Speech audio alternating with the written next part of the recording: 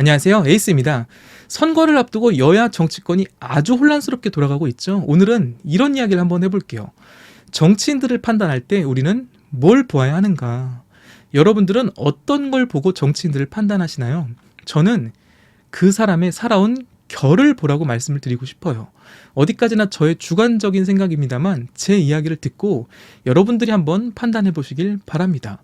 예를 들어서 설명을 해볼게요. 지난 대선 레이스부터 지금 현재까지 대한민국에서 가장 이슈가 되는 여성이 있죠. 바로 김건희입니다. 이 사람이 살아온 삶의 결을 한번 보자고요. 김건희가 무슨 줄리다 아니다, 뭐 명품백을 받은 게 잘못이다, 몰카가 잘못이다, 이런 논란들은 다 제쳐두고 김건희라는 사람이 살아온 삶의 결은 어떤가요? 먼저 이름을 바꾸고 수차례 성형수술에서 얼굴을 바꾼 것 객관적인 사실입니다. 또 학력 위조, 경력 위조, 수상 이력 위조까지 명확하게 밝혀진 사실이죠. 이건 본인이 인정을 하고 다 사과를 한 부분이니까요. 도이치모터스 주가 조작에 관련된 논란들, 물론 법적 다툼의 소지는 있겠지만 법원 판결문과 검사의 의견 진술서에도 수십 차례 이름이 등장하는 만큼 이것은 거의 드러난 사실이라고 봐야죠. 한동훈은 그 진술서가 문재인 정부 때 문건이다, 이런 워딩을 쓰던데 해당 문건은 2022년 12월 윤석열 정부 때 문건입니다. 그리고 그때 심지어 법무부 장관이 한동훈이었어요. 설령 이게 문재인 정부 때 문건이라고 해도 주가 조작에 가담한 사실이 달라지지는 않습니다. 그리고 김건희는 대선 레이스 과정에서 남편이 대통령이 되더라도 아내의 역할에만 충실하겠다라고 하면서 대국민 사과를 했는데 국민과의 그 약속을 아주 보란듯이 어기고 대통령보다 더 나대고 난리를 치다가 결국 지금의 사단이 난 거거든요. 근데 들리는 바에 하면 이걸로 끝이 아니라고 하죠. 더 큰 건들이 남아있다라고 합니다. 물론 두고 봐야겠지만요. 그 외에도 많죠. 블로그에서 퍼온 걸로 쓴 논문 표절, 그 유명한 유지 논란 있죠. 양평 고속도로 문제, 그 다음에 코바나 컨텐츠 불법 협찬 의혹, 대통령실 인사채용 문제, 수의계약 문제까지 의혹들이 상당히 많아요. 이런 의혹들이 사실인지 아닌지는 둘째 치고 살아온 결을 보자는 겁니다. 명품백을 받은 것이 논란이 되자 2개월째 모습을 드러내지 않고 잠수 타고 있습니다. 제가 장담하건대 이 여자는 자신의 잘못을 인지하지 못합니다. 잠잠해지면 또 기어 나올 거예요. 왜냐? 그렇게 살아왔거든요. 김건희의 엄마 최은순도 마찬가지죠. 최은순 주변 사람들의 진술이 상당수가 일치합니다. 어떤 진술? 돈에 집착이 아주 강하다라는 거예요. 요양급여 불법 수급 관련 문제, 통장 잔고 위조 문제, 양평 공흥지구 농지 불법 취득, 도이치모터스 주가 조작에도 연관이 있고요. 이것도 객관적인 증거가 다 나와 있고 문건이 있어요. 검찰이 많이 봐줘서 징역 1년을 현재 살고 있지만 사실 더 큰 징역을 받아도 전혀 이상할 게 없는 범죄들을 저질렀다라는 것이죠. 최근 이슈의 중심에선 이 국힘당 비대위원 김경률은 어떤가요? 본인 스스로는 오랜 시간 참여연대 활동을 하며 진보라고 하지만 조국 사태 이후로 조국 전 장관과 이재명 대표를 엄청나게 원색적으로 비난했죠. 그리고 조국 흑서 책도 내고요. 이재명 대표를 저격하는 책도 냈어요. 나름 열심히 분석하고 고민한 흔적이 보이는 책들이었습니다. 저는 이걸 비난하는 걸 뭐라 하지 않습니다. 생각이 다르고 비난할 수도 있죠. 그런데 그런 비난이 진보 진영만을 향한다라는 겁니다. 김건희가 디올백 받은 문제로 말 한마디 했다가 지금 아주 곤욕을 치르고 있죠. 후보도 사퇴하고. 김경률이 김혜경 여사 법카에 대해서 그렇게 원색적인 비난을 하고 책까지 쓰면서 원희룡 법카, 나경원 법카, 검찰 특활비 이런 거에 대해서 한마디라도 하던가요? 절대 안 하죠. 진중권은 또 어때요? 저는 이 진중권이라는 인간을 볼 때마다 그냥 참 뭐랄까, 사람이 어떻게 저렇게 추할까라는 생각을 하게 됩니다. 정말 욕도 아까운 인간이에요. 우리 국이 하면서 엄청 깝니다. 이 진중권이 한동훈이나 윤석열, 김건희에 대해서 그렇게 비판한 거 본 적 있으세요? 저는 이 진중권을 볼 때마다 이 사람의 글을 왜 그렇게 기사로 써주고 이 사람을 왜 그렇게 패널로 모시는지 참 이해가 안 됩니다. 저는 그 사람 볼 때마다 나는 저렇게 늙지 말아야지라는 교훈을 얻어요. 서민 교수나 국힘당 영입 1호 이수정은 어때요? 이 사람들 다 대학 교수잖아요. 그렇게 조국, 조민을 까던 서민이 김건희 학력 위조에 대해서 뭐라고 하던가요? 경력 위조는 누구나 다 하는 거랍니다.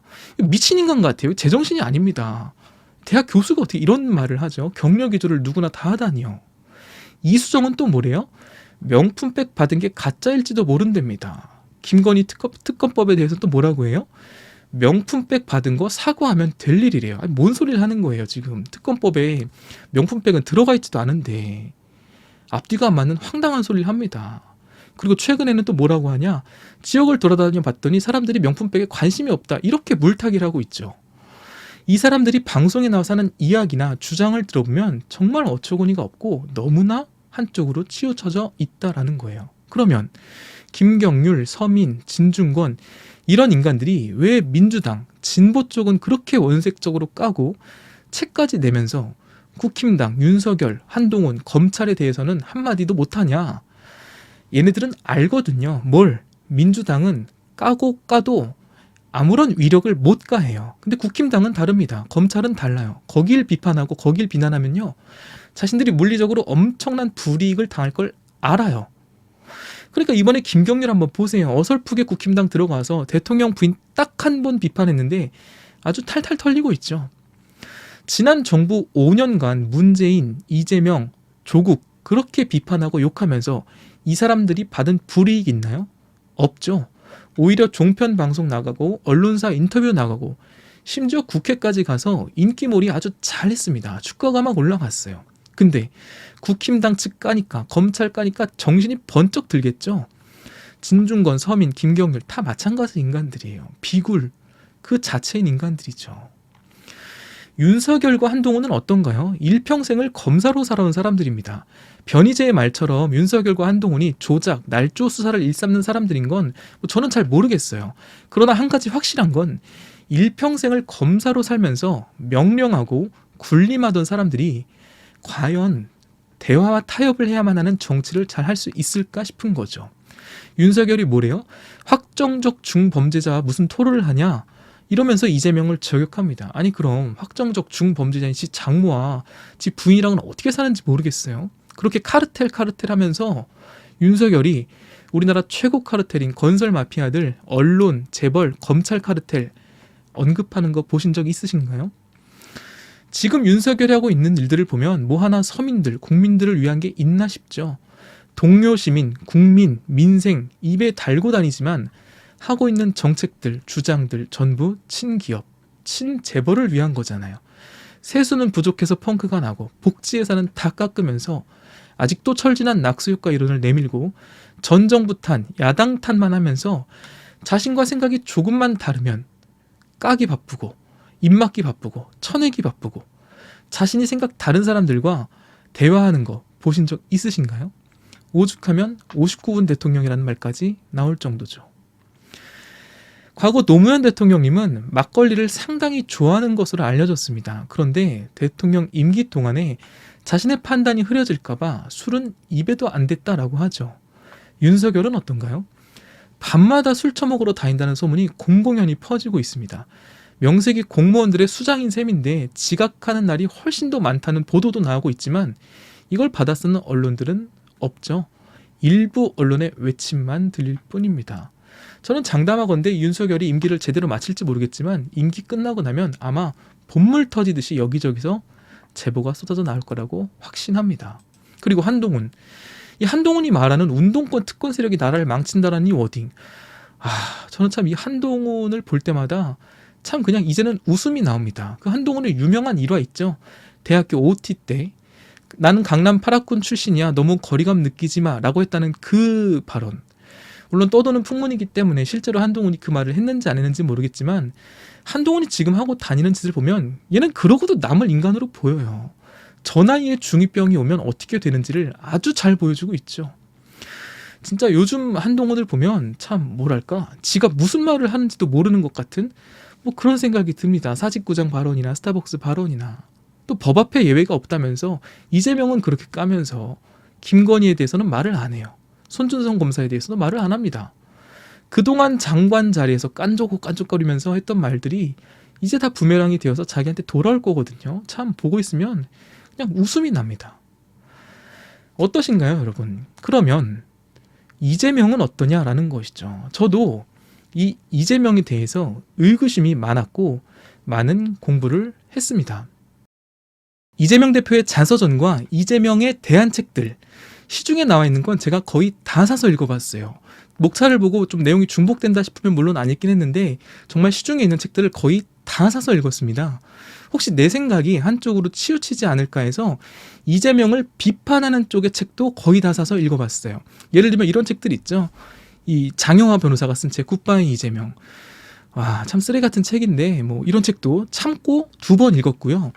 그 다음에 아까 말씀드린 김경률이 쓴 이런 책들, 이 책은 참 나름 많은 연구와 고민을 한 책이라는 생각이 들었는데 이 책에 대해서도 참 할 말이 많은데 일단은 넘어갈게요. 그리고 이런 책들이 있죠. 이재명 연구회, 저자의 이름도 없습니다. 이재명 연구회가 쓴 이 이재명 대표의 정책을 비판한 이런 책들, 이런 책들 다 줄 그어가면서 2번씩 다 읽어봤습니다. 여러 주장들, 여러 입장들을 다 보고 나서 저 스스로도 많은 고민과 생각 끝에 어느 정도 결론을 내릴 수가 있었어요.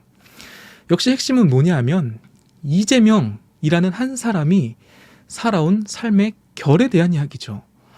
이재명이 전과 사범인데 뭔 결을 보냐, 얼어 죽을 결이냐 이렇게 생각하시는 분들께는 제가 한번 여쭤보고 싶어요. 이명박 전과 14범에 대해서는 어떻게 생각하시는지. 전과 14범을 배출한 당은 괜찮고 전과 4범은 안 되고 뭐 그런 건가요? 그리고 이재명이 가지고 있는 이 4개의 전과에 대해서는 제가 앞선 영상들에서 아주 자세하게 설명해 놨으니까 가서 보고 한번 판단해 보시길 부탁드립니다. 물론 뭐 안 보실 분들은 안 보시겠지만요. 어린 시절부터 집이 가난해서 공장에서 일을 할 수밖에 없었고 그러다가 팔을 다쳐서 장애를 얻었죠. 어렵게 검정고시를 통해 대학교를 갔고요. 판검사가 될 수 있는 성적이었는데도 불구하고 인권 변호사의 길을 택해서 당시 돈 없고 억울한 이 성남시와 그 주변의 노동자들을 위해 변호를 했습니다. 인권 변호사로서요. 그리고 성남의료원 짓는 일을 계기로 정치에 입문하게 되었고요. 성남시장, 경기도지사, 그리고 민주당 당대표에서 대선 후보의 자리까지 왔습니다. 그 과정에서 치열하게 살아오며 흠도 생기고 많은 공격도 받았죠. 최근에 한동훈 같은 인간이 이재명 대표의 그 어린 시절 꿈이었던 과일을 실컷 먹어보고 싶다 이런 거 다 자서전에 있는 내용이거든요. 그걸 가지고 비난하고 놀리듯이 조롱을 하던데 참 인간 말종이라는 생각이 들었습니다. 뭐 아무튼 이재명 대표의 살아온 큰 줄기를 볼 때 이재명의 삶은 늘 국민들, 어려운 이웃들, 서민들을 위한 삶이었다라는 겁니다. 그가 공격을 받은 것도 사회의 기득권, 특권층과 싸우다가 생긴 것들이 대부분이고요. 그냥 말로만 동료 시민, 민생, 서민을 떠드는 사람들과 다르게 이재명의 삶은 정말로 국민들과 함께였고 길바닥에서 같이 울고 같이 먹고 그 돈 없던 초임 변호사 때부터 사비로 노동자들을 도왔고요. 이재명이 하는 정책들에는 어려운 민생을 겪어보지 않은 사람은 캐치할 수 없는, 캐치하지 못하는 그런 디테일이 살아 있습니다. 여러분 얼마 전에 발표된 총선 공약들 있죠. 국힘당과 민주당이 동시에 저출산 대책을 발표했어요. 그런데 그 저출산 대책을요. 가만히 놓고 한번 비교를 해보세요. 디테일이 다릅니다. 국힘당의 정책과 민주당 이재명 대표의 공약은 정말로 그 디테일이 달라요. 저는 요즘 정치판을 보면서 해방 직후에 우리나라가 딱 이러지 않았을까 하는 생각이 듭니다. 해방을 가장 두려워했던 건 누구겠어요? 당연히 친일파들이죠. 일제에 부역하고 동포들을 괴롭혔던 그 친일파들은 해방이 반갑지 않았을 거예요. 그렇게 척결되어야 할 친일파들이 살아남은 비결이 뭐예요? 친일파를 척결하려는 세력들에게 빨갱이, 공산당 프레임을 씌우는 거였거든요. 그렇게 친일파는 척결되지 않았고 오히려 척결의 주체들이 빨갱이로 몰리는 형국이 되었습니다. 그게 우리나라 근현대사의 가장 큰 비극 중에 하나잖아요. 근데 지금도 그 일이 일어나고 있는 것 같아요. 지금 이 시점에 가장 척결되어야 할 이 검찰 카르텔, 언론 카르텔이 진짜 민주화, 진짜 자유주의를 외치고 있는 이 세력에게 운동권 카르텔이라는 이상한 프레임을 씌워서 대결 구도를 만들고 있습니다. 또 어때요? 젠더 갈라치기를 하고요. 반땅 싸움으로. 세대 분열을 넘어 이제는 2030 세대 내에서 성별 분열, 젠더 분열까지 일어나고 있어요. 정말 나라가 이상하게 돌아가는 것 같은 기분이 들죠. 어쩌다 이렇게 되었냐? 라는 거죠. 서울의 봄을 보면서 분노한 젊은이들이 많다고 하던데 그렇게 전두환에 분노했지만 우리 국민들은 그 전두환의 친구인 노태우를 대통령으로 뽑았습니다. 이제는 그런 역사의 같은 실수를 반복하지 말아야 하는 것 아닌가, 이제는 좀 바꿔야 하지 않을까.